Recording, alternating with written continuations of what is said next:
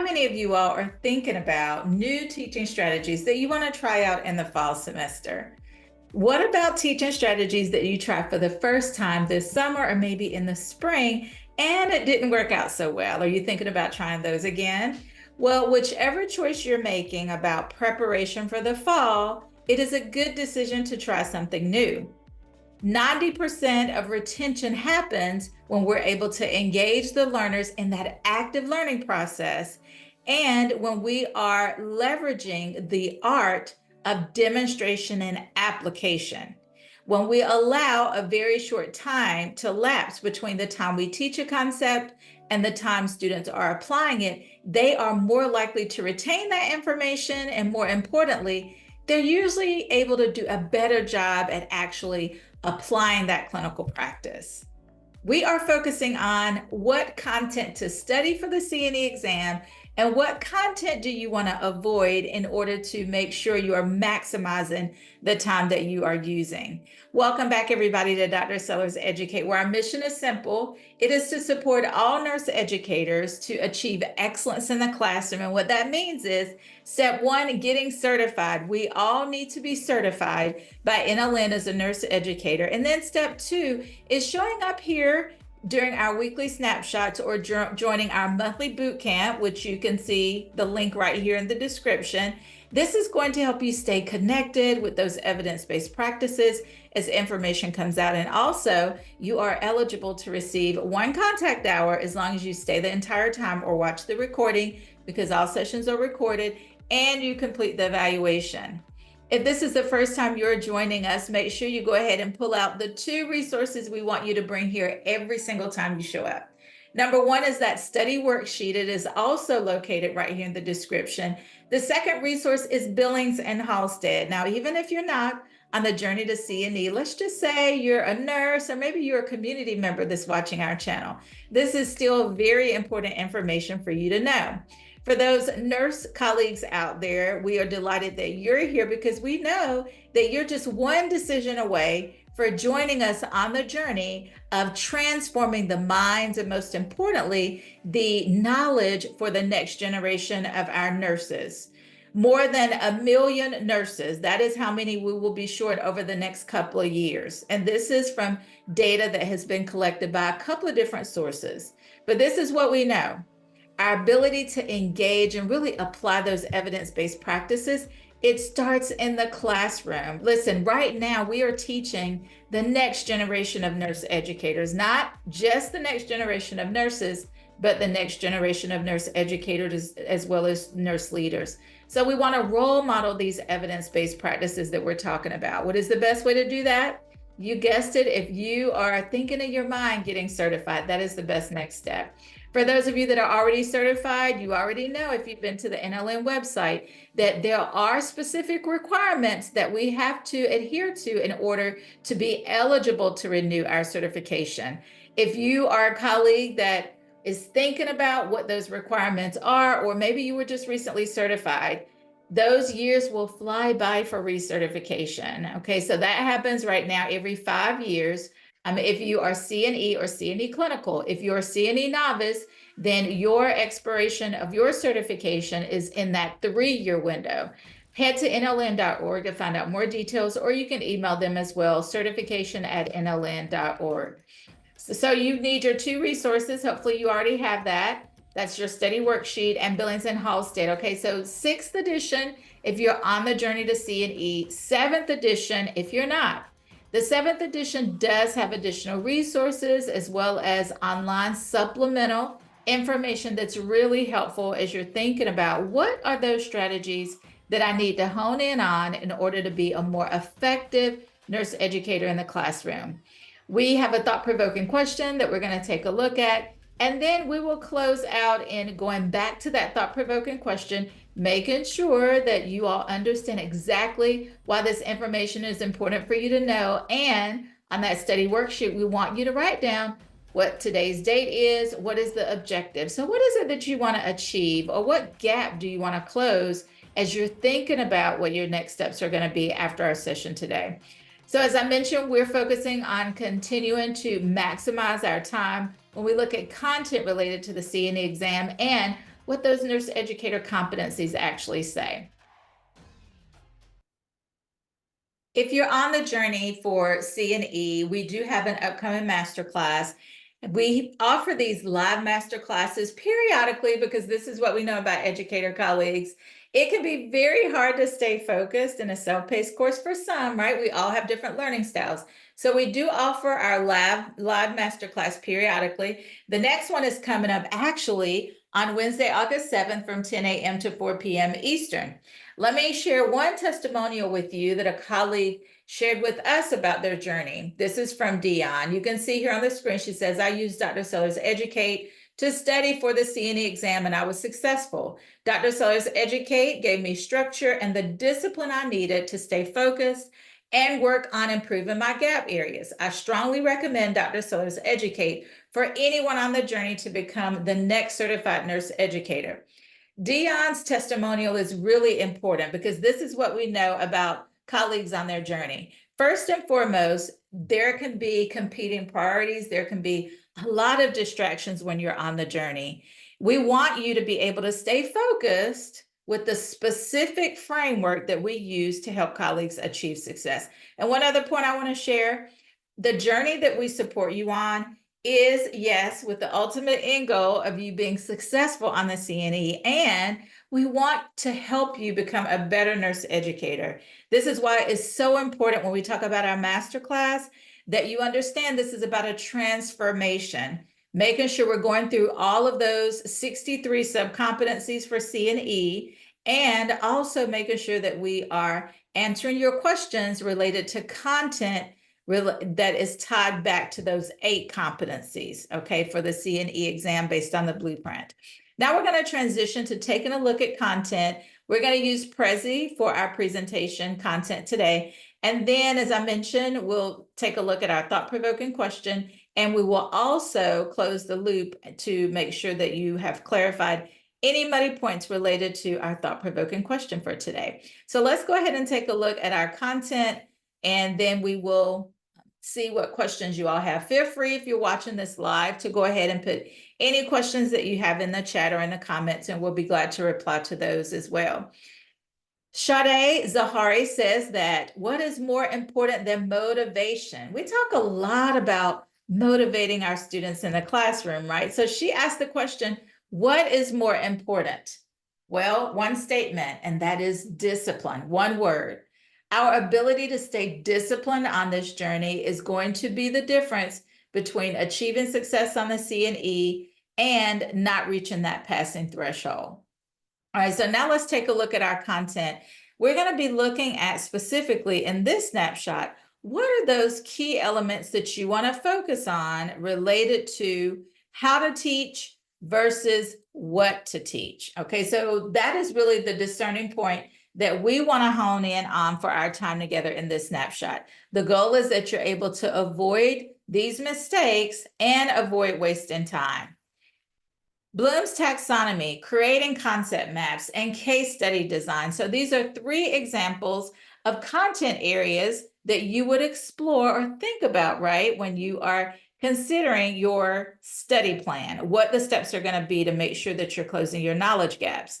All right, so let's think about Bloom's taxonomy to start with. Okay, I'm going to take I'm blurring off of my background just to make sure that I'm hitting these points.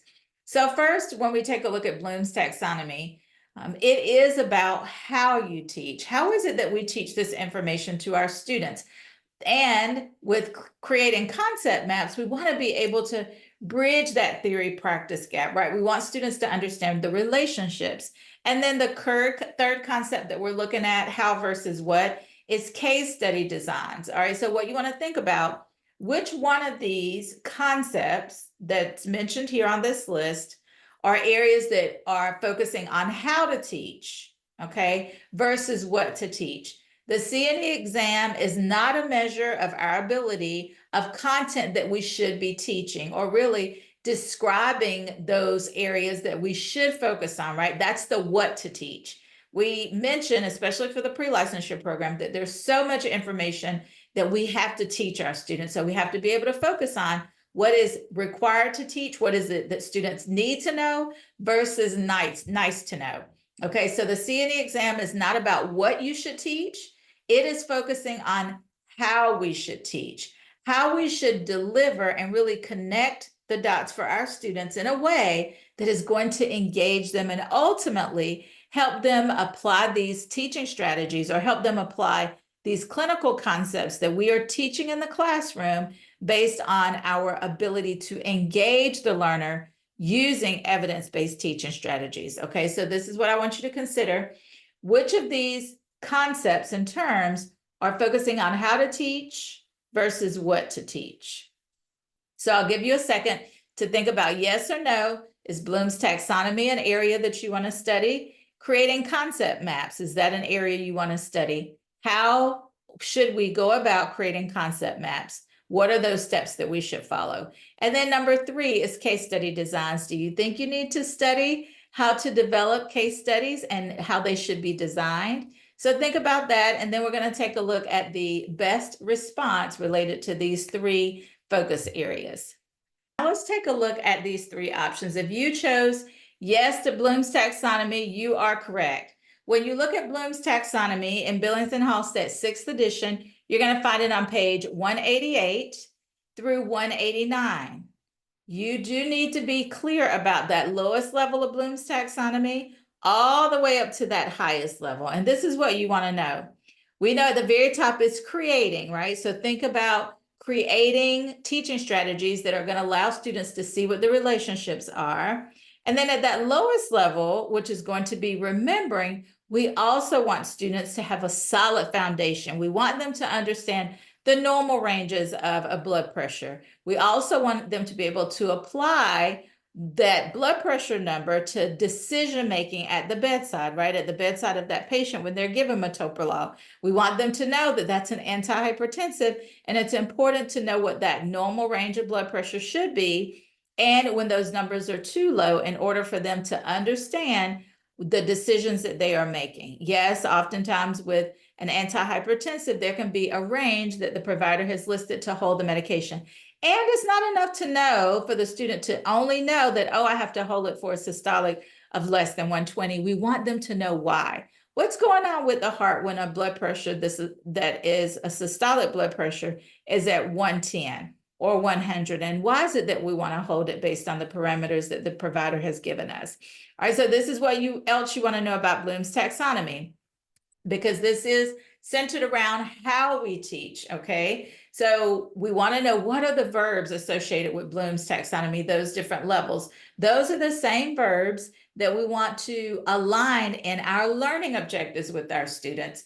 And we also want to integrate teaching strategies that are aligned with these verbs as well. A good example is at that lowest level of remembering, we want students to list the normal ranges for vital signs, okay? But then when we get to application, we want students to be able to demonstrate taking vital signs, and we want them to be able to talk in the skills lab in the clinical setting about what those numbers mean, right? So we want students to be able to analyze that information. What's going on in the heart with the systolic blood pressure, that reading? What does it mean versus the diastolic, right? What's going on with those valves and the blood flow that is circulating in the patient's body? All right, so I would say if you did not choose the correct options here and thinking about how we teach versus what we teach, that's okay. Hopefully, as you go through the content in Billings and Halstead, pages 188 through 189, it will provide some clarity around Bloom's taxonomy. Now, when we talk about creating concept maps, this is what I want you to know.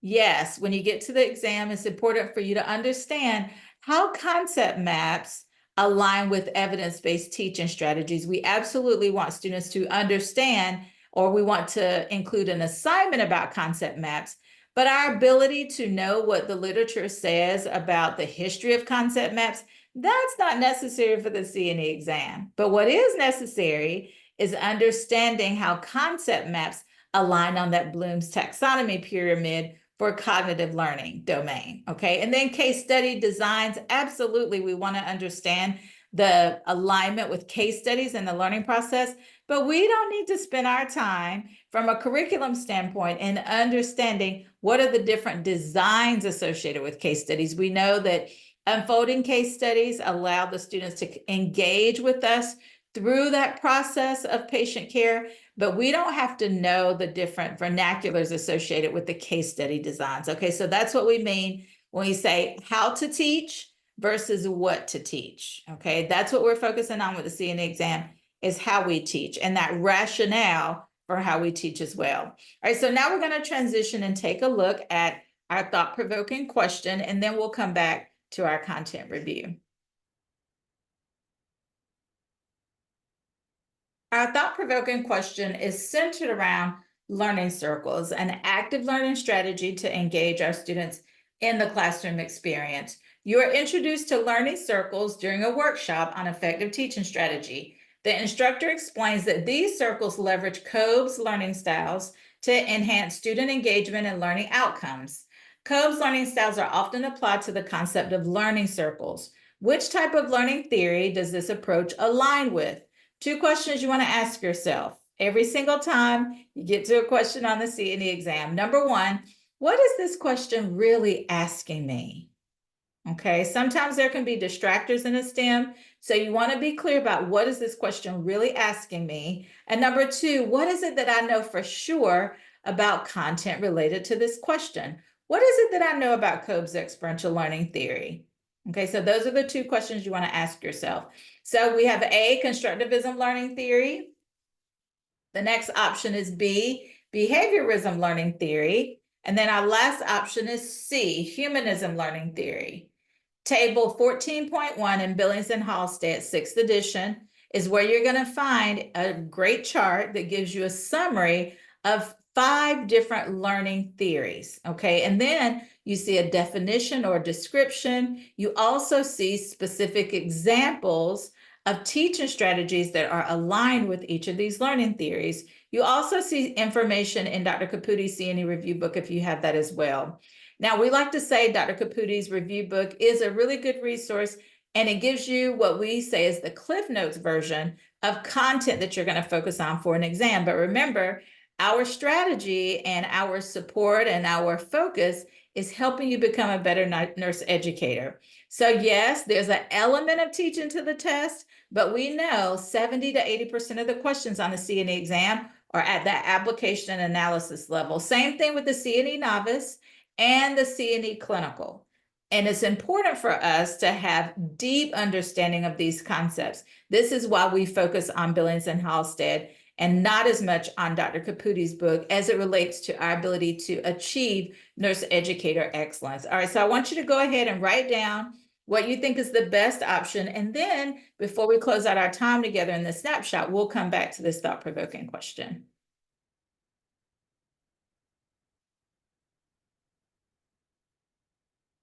Our next categories include learning circles, lesson plan development, and skills checklist guidelines. So which of these teaching strategies and focal areas do you think you should focus on when it comes to studying for the CNE exam? Thinking about the how to teach versus what to teach category that we talked about earlier. So we have learning circles, we have lesson plan development, and skills checklist guidelines. So go ahead and write down on your study worksheet, which of these 3 focal areas do you think you should focus on as part of your CNE study plan? Okay, so if you chose yes to learning circles, you are correct. If you chose no for lesson plan development, amazing. And if you chose no for skills checklist guidelines, you are correct. So give yourselves a round of applause if these were your choices. Now let's talk a little bit about each of them. So first, learning circles we know is a great way to engage our learners. We're going to talk about that more when we get to our thought-provoking question. It's actually one of my favorites. So let's talk a little bit about this teaching strategy. Well, what it allows students to do is truly engage in the peer learning process. A simple strategy we can follow is asking students to go and do a literature review of a content area that is going to align with our learning objectives, right? We always want to align any assignments we give our students with the learning objectives. So let's just say we are focusing on the different types of leadership styles. We could ask students to go and find an article related to a leadership style and to bring that article to the classroom, and we can ask them to talk about, as an example, the pros and cons of that leadership style. We can ask them to identify a leader that they've worked with that has had that leadership style. And then we can ask them to talk about what their leadership style is. Okay, so that could be an easy evidence-based teaching strategy that we can engage our learners even before they come into the classroom, and empowering them to go out, find information for themselves about that content area. And then we're going to close the loop and make sure that we, as a facilitator of that learning process, level set for everybody how each of them are going to meet that learning objective that we've already mapped our learning circle to. Okay, so we're still active participants in the learning process with our student, but it really allows us to facilitate the learning process with our students. Now let's talk about lesson plan development. Yes, lesson plans are very important. How many of us actually still develop those? I absolutely do, even though I teach online. What you want to be able to do is think about, how do those lesson plans allow us to be more effective in the classroom with our students? Even though they're very important, this is not going to be an area that you're going to be tested on as it relates to the developmental steps that you take to develop your, or identify what your lesson plan is going to include. So the development piece is not going to be a test area on the C&E exam. What will be on the C&E exam, or how you should prepare best for the C&E exam, is looking at how lesson plans and learning plans align with learning theory, looking at table 14.1, chapter 14 in the 6th edition. And then last, skills checklist guidelines. Do we want to be knowledgeable about skills checklists as a clinical evaluation tool? Yes. Do we have to know what those guidelines are about what should be on a checklist and what should not?